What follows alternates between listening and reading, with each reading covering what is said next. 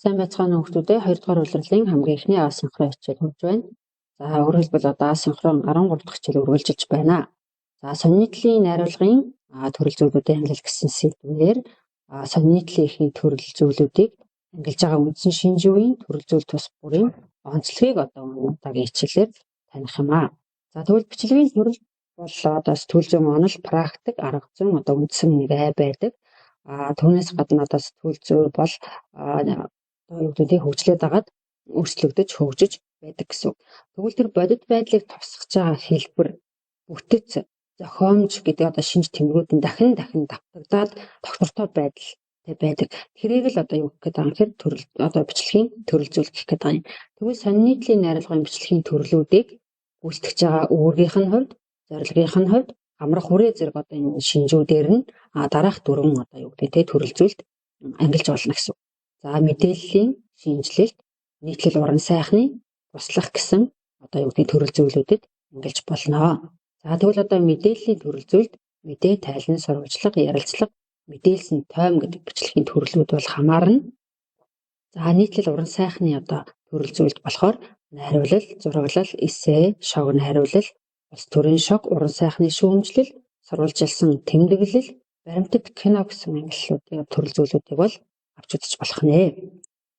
За тэгэхээр сонин нийтлийн найруулга бол бүх нийтэд зориулсан байдаг тийм ээ. Тэгэхээр дараах үүргүүдтэй гэсэн үг. Мэдээлэх үүрэгтэй, учир зүйн тайлбар нотлогоо хийх үүрэгтэй, хэлбэрчлэн ойлгуулах үүрэгтэй, нөлөөлөх үүрэгтэй. За өөрөөр хэлбэл энэ үүрэг тус бүрийн шаардлагыг бас харуулсан байна.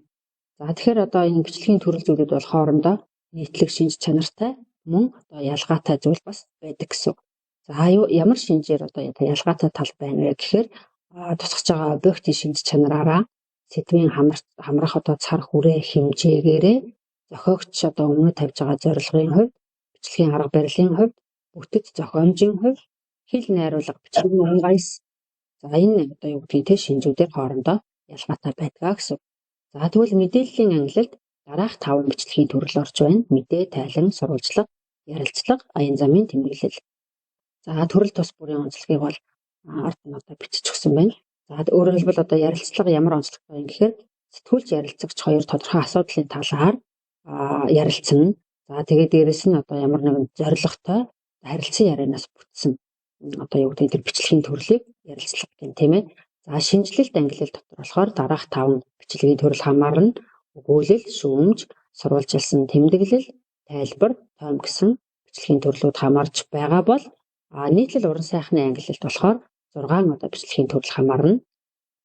Өөрөөр хэлбэл одоо найруулал, зураглал, эссе, шог найруулал, улс төрийн шог, баримтат кино гэсэн одоо бичлэгийн төрлүүд бол хамаарна. За тэгэхээр төрөл тус бүрийн онцлогийг мөн одоо ард нь бичиж өгсөн байна. За тэгэхээр баримтат кино ямар онцлогтой юм бэ гэхээр улс оронд болж байгаа мөн одоо гадаадд болж байгаа чухал үйл явдлыг үзэгчдэд мэдээлэх зорилго бүхий мэдээлэл гэсэн. Мөн одоо кино нийтлэлийн хэлбэрийг баримтат кино гэж үзэж эхэлж болно. За тэгвэл туслах ангилалд дараах бичлэгийн 3 төрөл байна. Загтал, зөвлөгөө, илэглэл. За загтал ямар онцлогтой юм гэхээр иргэн болон байгууллагаас мэдээллийн хэрэгсэлд одоо шууд одоо хаяглагдаад ирж байгаа өөрийн загталтаа тодорхой хариулт шаардж байдаг учраас тэр иргэний сэтгүүл зүйн шинж байдлыг агуулсан бодит байдалд үнэлгээ авах одоо ийм бичлэгийн төрлийг бол загтал гэж байгаа юм. За гэх мэтлэнгээр ерөнхийдөө ангиллуудын тус бүрийнх нь онцлогийг харуулсан байна. За ингээд анхаарал хандуулсан баярлалаа. Хичээлийн тэмдэглэлээ хөтлөөд ажлын хуудас дээрх сорилон ажиллаад илгээгээрэй.